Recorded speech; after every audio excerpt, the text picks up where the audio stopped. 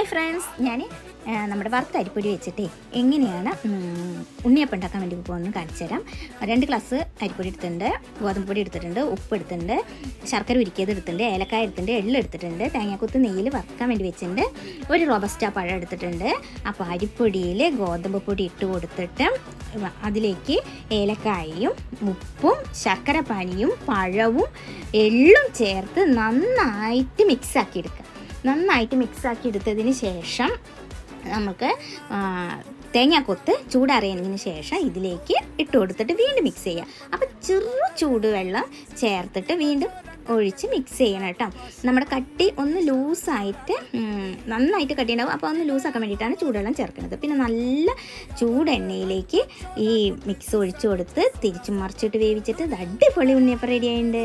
പുറമെ ക്രിപ്സിയും ഉള്ളിൽ നല്ല സോഫ്റ്റുമാണ്. ഉണ്ണിയപ്പം ഇരിക്കും തോറും സോഫ്റ്റ് ആയിക്കൊണ്ടിരിക്കും.